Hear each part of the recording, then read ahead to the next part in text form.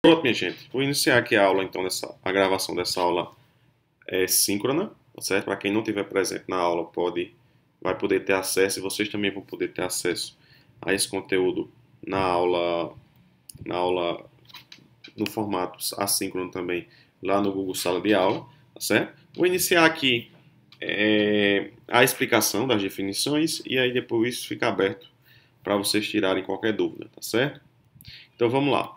Hoje nós vamos então continuar o estudo o estudo anterior, ou melhor, o estudo da camada de aplicação que vocês iniciaram com a gravação daquele vídeo da aula passada no formato assíncrono, né? Na aula de sexta-feira eu deixei um vídeo para que vocês tivessem acesso e começassem a estudar um pouco sobre camada de aplicação. E hoje nós vamos então entender um pouco sobre a World Wide Web, a WWW, o que é que funciona, quais são suas características. WWW é uma estrutura arquitetônica, certo? Que permite, por sua vez, o acesso a documentos que estão espalhados por milhares de máquinas na internet, certo? É através dessa definição de arquitetura em que a gente tem acesso, então, a tudo que está armazenado aí, está compartilhado nas máquinas que estão aí conectadas à rede. Sua enorme popularidade, que se deve, então, à sua interface gráfica colorida, de fácil utilização para qualquer pessoa que não tem tanto conhecimento com computação. Além disso, oferece uma variedade de informações sobre quase todos os assuntos inimagináveis, ou seja, o que você procurar na internet, né? Vai lá no Google, faz uma busca lá por um site que está armazenado nessa arquitetura de www, você consegue achar quase tudo, né? Quase tudo. Só não digo tudo porque pode ser que tenha coisa que não tem acesso, você não consiga achar. Mas oferece uma imensa variedade de informações sobre quase todos os assuntos imagináveis e até inimagináveis. Então, uma visão geral da sua arquitetura é uma vasta coleção mundial de páginas da web que estão aí armazenadas em servidores, como eu estava comentando anteriormente, certo? E essa ideia de criar essa arquitetura veio de Vannevar Bush, em 1945. Não sei se é irmão de George W. Bush, o ex-presidente, mas tudo bem. Teve a ideia de fazer uma página apontar para outra, certo? Agora chamada então de hipertexto. Então, a partir dessa ideia de apontamento de páginas que veio a criação da arquitetura da WWW. E a criação de quê? Do navegador, que é um programa normal, convencional, para auxiliar a visualização das páginas, em que o navegador busca a página solicitada, interpreta seu texto e seus comandos de formatação e exibe a página formatada de modo apropriado. Certo? O navegador, todo mundo sabe como funciona. A visão de funcionamento da internet é uma arquitetura cliente-servidor, certo? Em que nós temos aí, ó, na seguinte figura, um browser que é um cliente, tá certo? E que faz uma solicitação do lado cliente para o lado servidor. O servidor gera aquela aplicação web e, como resposta no browser, apresenta então a aplicação web, os dados, as informações que são então repassadas por um servidor, certo? Então nós temos aí uma arquitetura da web, é uma arquitetura normal cliente-servidor, em que um cliente faz uma solicitação ao servidor e o servidor responde com os dados a serem apresentados e estabelecidos. O lado cliente, como é que funciona? A gente vai entendendo um pouco essas etapas, como é que funciona essa comunicação. Quando o usuário ele clica no link, o navegador executa então uma série de etapas em ordem para buscar a página indicada. Então, quando a gente faz uma pesquisa lá no Google, aí aparece lá 10 links e um dos links você clica, basicamente são essas etapas que são efetivadas para buscar aquela página no servidor. Então, o navegador ele determina a URL, verificando o que foi selecionado, certo? O navegador pergunta ao DNS qual é o endereço IP. O DNS vocês viram, se eu não me engano, no vídeo passado, a estrutura de informação do DNS. O DNS responde então com o endereço IP do determinado link que foi clicado, tá certo? Depois disso, o navegador vai estabelecer uma conexão TCP com a porta 80 no link, ou melhor, no endereço IP que foi respondido pelo DNS.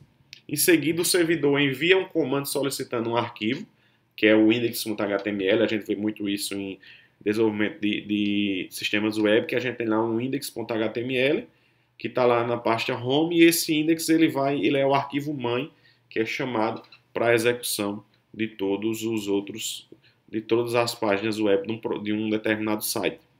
O servidor, então, envia o arquivo, certo? E a conexão é, então, encerrada. Isso é um formato de conexão aí, em que a conexão TCP ela é encerrada. E isso é mais do ponto de vista estático, que você faz a solicitação é processada, é enviada, a conexão ela é encerrada e a página estática então é exibida no navegador, certo? O navegador exibe todo o texto e depois disso o navegador busca e exibe todas as imagens que o arquivo contém. Então a página é carregada no navegador, certo? Através de uma solicitação feita no servidor que se encontra a hospedagem naquele site, certo? Isso aí você já deve ter conhecimento de como é que funcionam essas coisas para quem tem a mínima noção de internet e utilização da internet, tá certo? Alguma dúvida, pessoal, até o momento? Ou tá tranquilo?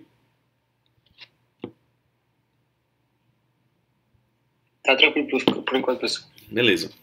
Quem entrou agora, eu deixei, não sei se vocês escutaram, eu deixei um áudio lá no grupo, tá certo? No grupo, eu tinha visto que no cronograma, o colega da gente, Rafael, mostrou que no cronograma hoje seria a aplicação do mini-teste, mas como a gente não tinha combinado, obviamente eu não faço nada pré-definido, aquilo é apenas um planejamento inicial, mas obviamente tudo que a gente faz aqui na disciplina é combinado. Como eu não combinei com vocês e não tirei dúvidas anteriores de como seria o mini-teste, a gente adia essa data, tá certo? Obviamente, normal, não tinha nem confirmado ainda, mas essa data de que seria um mini-teste ela é adiada. E eu iniciei aqui já o assunto, e quem está entrando agora e não viu as definições anteriores, eu estou gravando isso, está sendo gravado aqui no meu computador essa aula, para que quando finalize, tá certo? Eu disponibilize lá no Google Sala de Aula. Ok, gente? Estou tranquilo, nenhuma dúvida até o momento. A gente vai caminhando. Professor, Oi, pode falar. em relação ao mini-teste, vai ser quando agora? Pronto. O mini-teste a gente pode fazer na próxima semana. O que é que a gente faz? Quando for na sexta-feira, tá certo? Na sexta-feira desta semana, vou até notar aqui, que seria o quê? Que seria uma aula assíncrona. Geralmente eu faço aula assíncrona, não é verdade? Na sexta-feira. Eu entro no Google Meet para tirar dúvidas, tá certo? Então, na hora da aula, acho que é 9 horas da manhã na sexta-feira, eu vou estar disponível, não tenho outro compromisso nessa sexta-feira. Eu entro no Google Meet, tá certo? Para dar algumas orientações. Aqui no final da aula eu já dou as orientações do mini-teste da próxima semana, tá certo? Mas aí quem quiser, na sexta-feira, eu entro em 9 horas. Se não chegar ninguém até 9h15, aí eu saio, tá certo? Mas eu entro 9 horas, a presença é opcional. Ou seja, estou com alguma dúvida em camada de aplicação, estou com alguma dúvida nas definições iniciais do padrão ISO, enfim, dos padrões OSI, ISO, enfim, o que a gente já viu.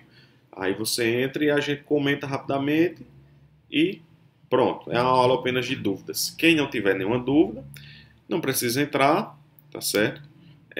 E aí, obviamente, para complementar a aula assíncrona, vai ter um conteúdo, mas não é conteúdo do mini-teste. O conteúdo do mini-teste ele vai apenas até essa aula de hoje, tá certo? Que fala sobre essa segunda parte da camada de aplicação. Daqui a pouco a gente comenta. No final da aula eu paro de gravar o vídeo para não ficar juntando coisas que não são do assunto, mas a gente comenta sobre o mini-teste, tá certo? Então vamos lá, vamos dar continuidade. Aí o lado cliente eu já expliquei como é que ele funciona, tá certo? O navegador ele vai, a partir de que o usuário clica um hiperlink, num link, certo? O navegador executa uma série de etapas nessa ordem aí para buscar a página solicitada, e essas etapas basicamente são quando a gente tem componentes estáticos, tá certo? Quando a gente tem componentes dinâmicos, há conexões em que a conexão TCP aí ela não é encerrada, certo?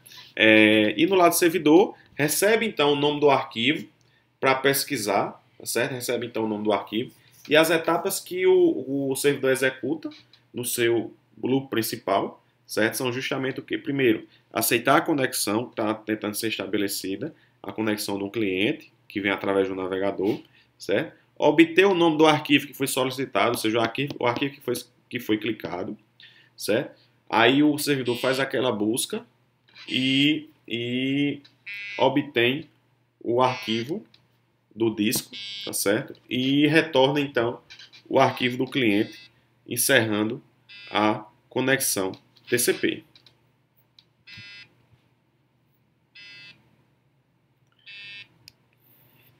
Alguns modernos servidores da web, certo? Eles fazem outras tarefas além dessas tarefas básicas e basicamente eles fazem as seguintes tarefas de resolver o nome da página web solicitada, autenticar o cliente, executar o controle de acesso, verificar o cache, buscar a página solicitada, cuidar de diversas tarefas, enfim. Os modernos servidores da web eles possuem mais algumas tarefas além de apenas essas tarefas de busca do arquivo e envio da solicitação que foi então informada. Então são servidores que cuidam de cache, que cuidam de diversas tarefas que estão sendo executadas e de criar então uma entrada no log do servidor para informar o encaminhamento de determinadas informações e a execução de tarefas que são solicitadas.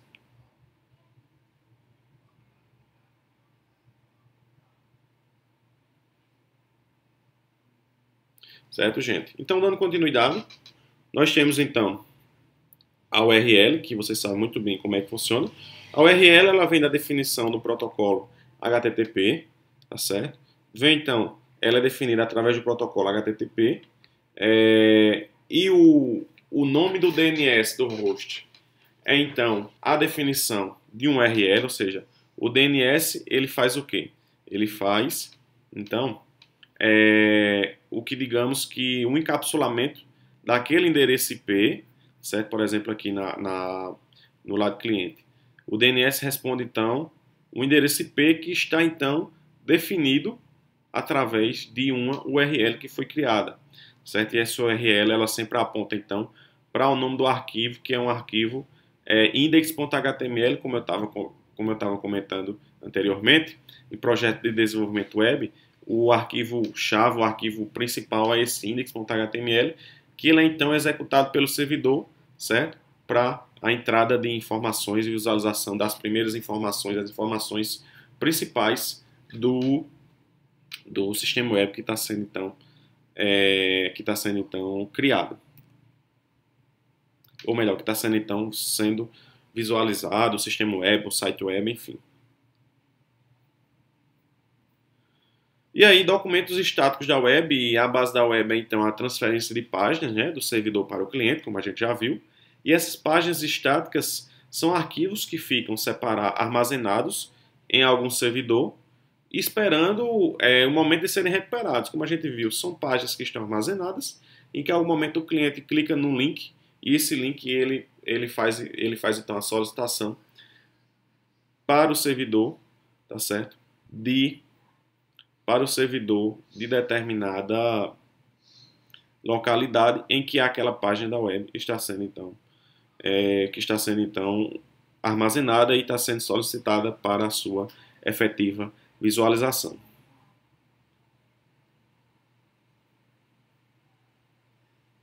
Certo, gente? Agora vamos então falar um pouco da HTML. Quem tiver alguma dúvida é só me falar que eu interrompo aqui o raciocínio. HTML é uma definição, então, digamos que uma linguagem, certo? De hipertexto. Alguns chamam de linguagem de programação, mas eu não chamo de linguagem de programação porque não tem nenhuma lógica atribuída nesse processo. Mas, basicamente, as páginas da web elas são escritas em HTML, certo? Então, essas páginas elas podem incluir, além de texto, gráficos, ponteiros, apontamentos para outras páginas da web. Então, no documento HTML a gente consegue facilmente apontar para outra página qualquer, certo? Colocando um link interno, colocando lá dentro de um botão criado em HTML, um linkzinho para outra página e assim sucessivamente. E é uma linguagem de marcação, ou seja, uma linguagem para descrever como os documentos devem ser formatados. Não é uma linguagem de programação. A linguagem de programação ela tem uma lógica que é executada e é atribuída todo o resultado daquela lógica, certo? É uma linguagem de marcação, ou seja, uma linguagem que descreve como os documentos devem ser formatados e exibidos na internet. E uma página da web consiste em um cabeçalho inicial e um corpo que está entre as tags HTML e /HTML. Certo? Isso é só uma demonstração inicial. Não é o foco da nossa disciplina estudar HTML, CSS, isso é mais para desenvolvimento de front-end e outras aplicações. O XML e o XLS, tá certo? São documentos aperfeiçoados de HTML, em que o XML ele descreve o conteúdo da web de uma forma estruturada e o XLS ele descreve a formatação de modo independente do conteúdo. Então, são arquivos que são gerados, por exemplo, e esses arquivos são, então, gerados com informações, certo? Em que, em algum momento, um sistema web ele pode, então, estar recebendo aquele arquivo, processando e fazendo a leitura desses dados. Então, no XML, a gente tem um arquivo estruturado e no XLS, a gente tem, então, um arquivo formatado de forma independente do conteúdo que está sendo armazenado. E aí temos também, além dos documentos estáticos na web, os documentos dinâmicos. Os documentos XML e XLS são documentos mais estáticos. Já os documentos dinâmicos na web, certo? São justamente referentes à geração, por exemplo, de páginas dinâmicas da web do lado servidor e no lado cliente, tá certo? Em que esse dinamismo é gerado através de funcionalidades que são criadas em sites em sites web, em sistemas web, em plataformas web, em que o usuário ou servidor pode estar realizando alterações em tempo real daquela plataforma, daquele site, daquele sistema, de acordo com as demandas que são apresentadas. Então, basicamente, é um conteúdo dinâmico gerado por demanda, em que o cliente ele envia a informação para o servidor recebe e atualiza a página da web e apresenta, então, a visualização da atualização. Então, por exemplo, isso é muito visto, obviamente, em sistemas web. Ele tem lá o sistema de gerenciamento de uma escola, e a cada matrícula do aluno, a cada cadastro de uma matrícula, aquilo ali é enviado para o servidor armazena e já atualiza a página web em tempo real. Certo? Então, isso aí são documentos dinâmicos da web e que basicamente existe um servidor lá de armazenamento dos dados que possibilita o armazenamento e a atualização daqueles dados que são vistos numa plataforma web.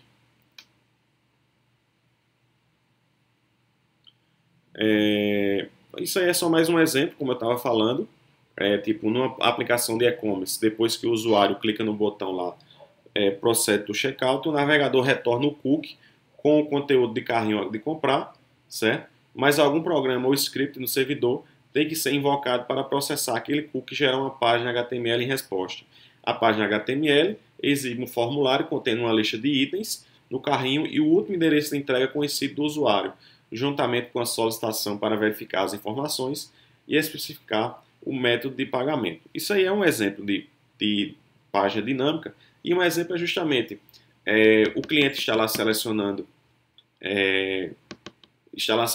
itens e enviando para o carrinho. Quando o cliente clica para abrir o carrinho, aquele carrinho já está lá atualizado com todos os itens que foram então selecionados anteriormente e o cliente ele pode proceder para finalizar a compra ou então ele pode excluir e fechar o carrinho que ele estava em aberto. E aí a função de geração de dinâmica de página web está, por exemplo, em scripts incorporados em páginas HTML executadas na máquina cliente e não na máquina servidora, certo? Por exemplo, quando se pretende responder a movimentos do mouse ou interagir diretamente com os usuários sem precisar que o servidor ele faça uma atualização. Ou seja, nós temos então a presença de scripts, por exemplo, em JavaScript, na linguagem JavaScript, que responde a ações do mouse, a movimentos do mouse ou a interação direta com os usuários numa plataforma ou no sistema web. Certo, gente? Então foi isso hoje. Na próxima aula a gente dá continuidade então ao protocolo HTTP, vendo mais algumas definições. Por hoje foram só essas definições que eu gostaria de apresentar. Vou encerrar aqui a gravação do vídeo e a gente vai então a gente fala um pouco então sobre o mini teste. Só um minuto que eu vou finalizar aqui, a gente já volta. Professor, Oi. a gente vai ver alguma parte de configurações